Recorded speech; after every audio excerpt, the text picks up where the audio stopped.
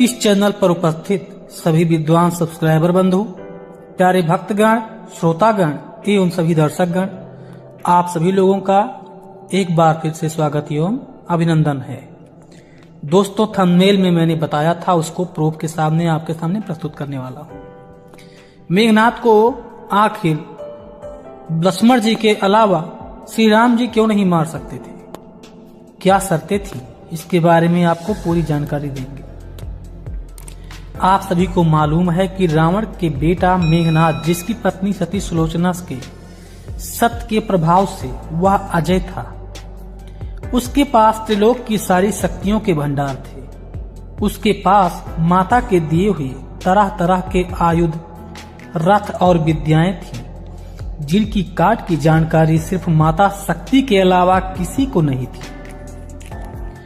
मेघनाथ पर विजय की कई रुकावट थी, जिनको दूर करके ही वह उसका वध कर सकता था। मेघनाथ को माता का वरदान था कि जो व्यक्ति 12 वर्षों तक नींद, नारी और भोजन का त्याग करके मेघनाथ से युद्ध करेगा, वही उसका वध कर पाएगा।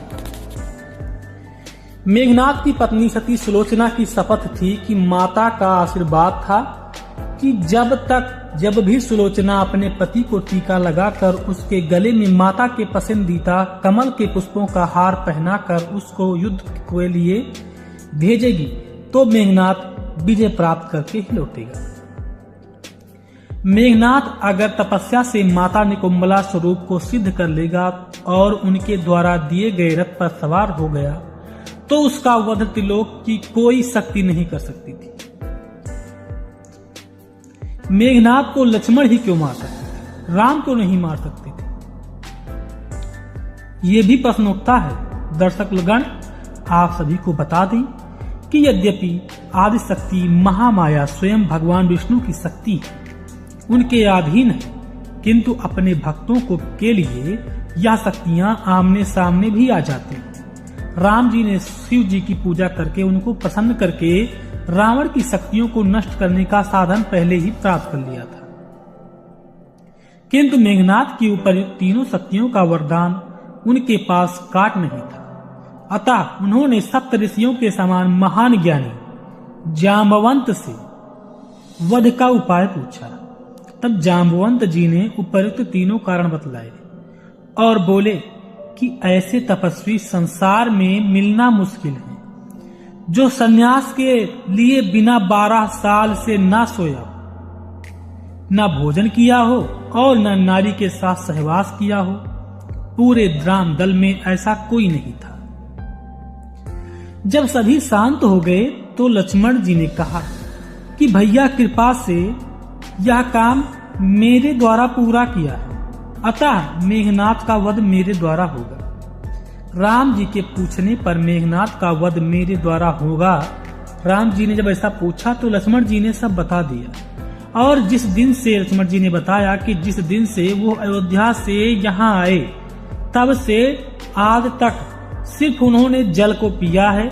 तो राम जी ने पूछा कि जो कंद मूल फल मैं तुम लेकर आते थे, उसमें से 3 हिस्से करके एक हिस्सा जो आपको मैं देता था, वह तुम क्यों नहीं खाते थे? तब लक्ष्मण जी बोले, आपकी आज्ञा नहीं। आप मुझे फल देकर कहते थे कि यह लो, आप रख लो, तो फल लेकर मैं कुटिया में रख देता था। वह आज भी वहीं रखे। आपकी रक्षा हेतु मैं कभी भी नहीं सोता। उन्होंने कहा कि आपकी रक्षा हेतु मैं कभी भी सोता नहीं था, और इसकी विद्या मुझे ऋषि विश्वामित्र द्वारा मिली थी, गुरुदेव विश्वामित्र द्वारा मिली थी। मेरी पत्नी 13 साल से अयोध्या में है। दूसरी किसी नारी से मेरा कोई अनुराग नहीं हुआ।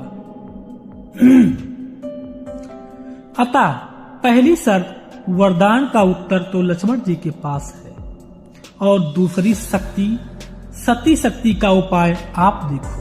ये जाम्बवंत जी श्री राम जी से बता रहे हैं। सती शक्ति का काट किसी के पास नहीं है। भगवान स्वयं भक्त भोगी हैं, और वह बार बार स्थापित होकर शालिग्राम बन चुके हैं। एक बार तीनों महाशक्ति बालक बन चुके थे।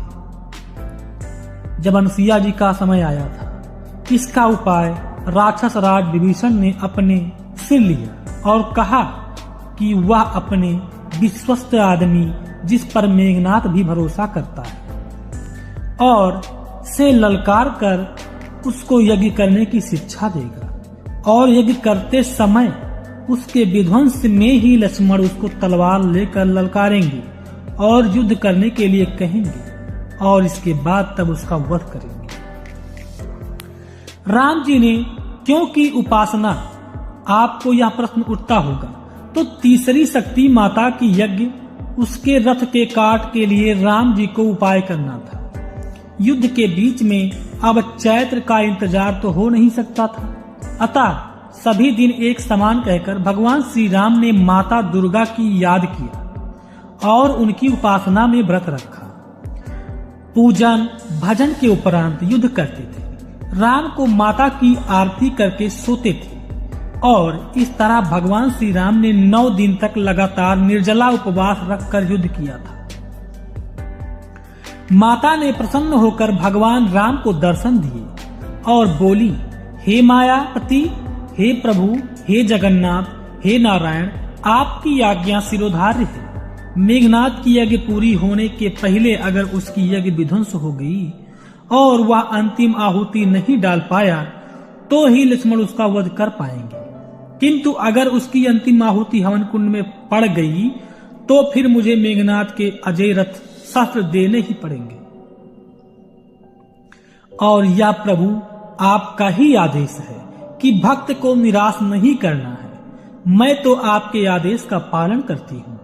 इस तरह मेघनाथ का वध का पूरा ज्ञान राम जी को माता दुर्गा ने सब बता दिया था। माला पहनकर जब वो आया था मेघनाथ, उस दिन मेघनाथ हार कर भी जीता था और लक्ष्मण जीत कर भी मूर्छित हो गए थे। उनको लेने के लिए लेने देने पड़ गए थे। वह विजय सुलोचना के सतीत्व की थी। जब लक्ष्मण जी को उसने मूर्छित किया था और श्री राम जी को नागपाश में बांधा था तो सुलोचना के सतीत्व की परीक्षा थी। उसके बाद कुंभकर्ण लड़ा और उसकी मृत्यु से घबराए हुए रावण मेघनाथ को विभीषण का खास वफादार साथी मेघनाथ को देवी निकुंभला के यज्ञ और उनसे प्राप्त होने वाले अजय रथ और ब्रह्मा के वरदान की याद दिलाता है, जिसको सुनकर रावण उसको यज्ञ के लिए शीघ्र जाने का आदेश देता है।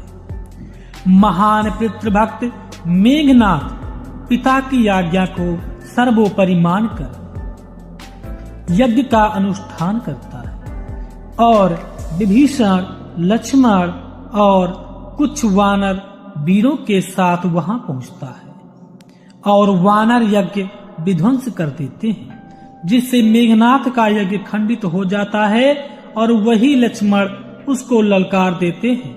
वह जाने की कोशिश करता है किंतु लखनलाल उसको जाने नहीं देते। जब मेघनाथ की मृत्यु की तीनों शर्तों को लखनलाल पूरी कर रहे थे तब माता ने अपनी कृपा दृष्टि हटा ली, क्योंकि यज्ञ खंडित हो चुका था और पत्नी से मिले बिना वह सीधे युद्ध करने लगा था। पत्नी की सतीत्व का ख्याल नहीं रखा और लक्ष्मण जी 12 वर्षों से उपवास कर रहे थे और उन्होंने नारी से कोई सानिध्य नहीं हुआ था। उनका और राम जी की रक्षा हेतु 12 वर्षों से कभी एक पल के लिए भी नहीं सोए थे। अतः इस युद्ध में मेघनाथ का वध हो गया और लक्ष्मण जी विजयी हुए। त्रेता युग से पहले क्यों आया मेघनाथ के वध के उपरांत भी राम जी का उपवास कर रहे और माता दुर्गा ने महान वरदानी रावण पर विजय दिलवाई। जो रावण हमेशा चैत्र के नवरात्र में निर्जला व्रत करता था और माता का परम भक्त था, उस रावण पर अश्विनी के महीने में भगवान राम ने माता दुर्गा की उपासना करके विजयी प्राप्त की और तब से ही इस पृथ्वी पर नौ दुर्गा पूजा साल में 2 बार मनाए जाते हैं। 9 दिन की उपवास के उपरांत 10वीं के दिन रावण का वध हुआ था। इस तरह राम जी ने वैष्णव होते हुए भी शिव की उपासना करके शिव और वैष्णव को एक किया है। बतलाया है कि नाम और काम अलग होते हैं। नाम और काम अलग होते हुए शिव और विष्णु एक ही हैं, एक ही शक्ति है। माता का उपवास करके शक्ति के उपासक शाक्यों को भी वैष्णव और शैव से मिलाया और तीनों शक्तियों को एक ही शक्ति बतलाकर मानवता का पाठ पढ़ाया। तीन संप्रदायों के होने और तीनों को एक करने वाले मर्यादा पुरुषोत्तम भगवान श्री राम कहलाए। पूरे संसार में सभी ने उनको एक स्वर से साक्षात परम ब्रह्म माना, जिसमें भगवान शिव, माता दुर्गा, ब्रह्मा सहित सभी देवता, दानव, राक्षस, पशु, पक्षी, नर, किन्नर, गंधर्व शामिल थे। इस युग का नाम त्रेता युग भी इसीलिए कहा गया है क्योंकि भगवान राम ने तीन संप्रदायों को एक कर दिया था। वैसे आप प्रैक्टिकल खुद सोचें कि अगर सतयुग प्रथम था तो दूसरा द्वापर होना चाहिए था, तीसरा त्रेता होना चाहिए था, चौथा कलयुग होना चाहिए था, परंतु वास्तव में त्रेता युग दूसरे नंबर पर आया और द्वापर तीसरे नंबर पर आया। तो प्यारे भक्तों, आपको यह कथा समझ में आ गई होगी कि किस लिए नवरात्र साल में 2 बार मनाए जाते हैं। क्योंकि कहते हैं कि सतयुग प्रथम था तो दूसरे पर द्वापर होना चाहिए था, तीसरे पर त्रेता और चौथे पर कलयुग, परंतु वास्तव में त्रेता दूसरे नंबर पर और द्वापर में तीसरे नंबर पर कैसे आया? उसका कारण प्रभु श्री राम जी ही थे। निष्कर्ष अतः दुर्गा पूजा विजयदशमी का रिश्ता राम जी और रावण युद्ध से है और तभी से यह वर्षों में 2 बार मनाया जाता है। प्यारे भक्तों, अब आपको यह समझ में आ चुका होगा कि मेघनाथ को लक्ष्मण के सिवा श्री राम जी क्यों नहीं मार सकते थे और क्यों नवरात्र साल में 2 बार मनाए जाते हैं। प्यारे भक्तों, इस कथा पर मैंने बहुत ज्यादा मेहनत किया है। अगर यह कथा आपको अच्छा लगा हो तो इस वीडियो को लाइक जरूर कीजिए और अपने मित्रों को भी शेयर कीजिए और चैनल पर अगर नए हैं तो चैनल को सब्सक्राइब कीजिए, क्योंकि ऐसे ही ज्ञानवर्धक कथाओं को मैं अपने इस चैनल पर हमेशा बनाता हूँ। अब लेते हैं विदा। जय श्री राम।